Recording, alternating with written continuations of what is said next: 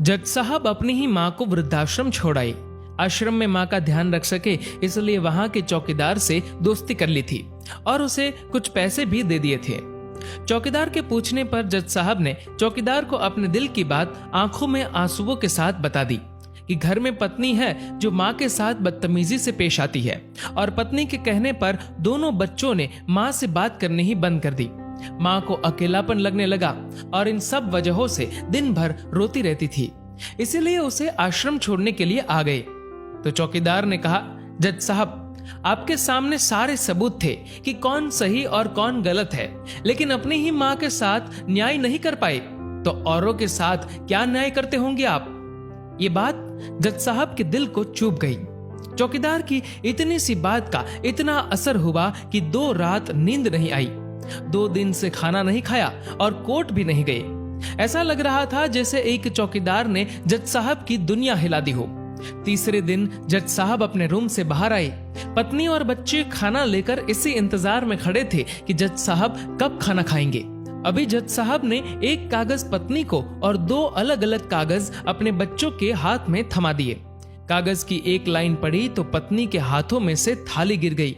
उस पर लिखा था कि मैं तुम्हें तलाक दे रहा हूं, और बच्चों से कहा, आज से मेरी सारी प्रॉपर्टी आप दोनों की, मुझे कुछ नहीं चाहिए। बच्चों ने उन्हें जबरदस्ती कुर्सी पर बिठाया, हाथ जोड़कर पैरों में गिरकर इन सब का कारण पूछा तो आंखों में आंसुओं के सैलाब के साथ जज साहब बोले कि मैं मेरी 65 वर्ष की माँ को आश्रम छोड़ के आया हूँ, अनजान लोगों के भरोसे छोड़ के आया हूँ, और आप सब कारण पूछ रहे हैं। हम लोगों को शर्म आनी चाहिए। रोज मेरे कोर्ट से आने के बाद माँ रोती थी कि बेटा प्लीज मुझे वृद्धाश्रम में शिफ्ट कर दो। आप में से किसी ने भी माँ से सीधे मुंह बात नहीं की और ये भी भूल गए कि जिस जज को आज पूरा शहर सलाम करता है, उसी जज को बनाने में उस माँ का कितना बड़ा रोल है।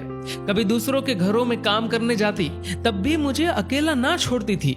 ऐसी भगवान समान माँ को मैंने आश्रम में छोड़ दिया, और वो भी ऐसे लोगों के भरोसे जिन्हें ये तक नहीं पता कि माँ को क्या बीमारियां है। खुद को कोसते हुए जज साहब कहते हैं, दूसरों पर फैसले सुनाने वाला आज मैं खुद हार गया। मैं जज नहीं बल्कि गुनहगार हूँ, और मैंने जो गुनाह किया है वो शायद कानून तो माफ कर देगा, लेकिन ईश्वर के कोर्ट में वो कभी माफ नहीं होगा।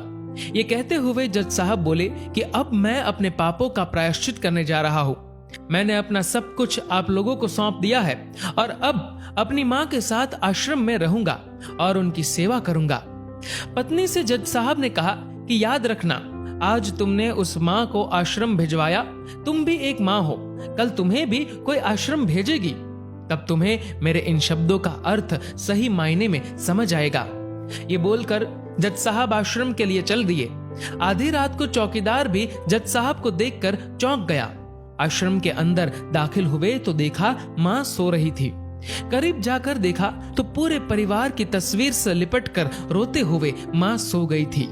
आश्रम का प्रशासन भी जाग गया, क्योंकि पीछे पीछे पत्नी और बच्चे भी आ गए थे।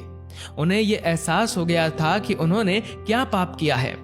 तभी आश्रम की एक कर्मचारी बोली, हम इन्हें आपको नहीं सौंप सकते, क्या पता कल आप इन्हें मार दो तो। ये सुनते ही जज साहब की पत्नी को दिल में बहुत दर्द हुआ। वो बोल उठी कि मैडम जी, शायद हमारे हाथों बहुत बड़ा पाप हुआ है, मानते हैं, लेकिन अब हम इन्हें मारने नहीं, इन्हें एक नया जीवन देने आए हैं। आश्रम के सभी बुजुर्गों की आंखों में आंसू थे, सब के सब रो पड़े। खुशी के आंसुओं के साथ माँ को घर ले आए।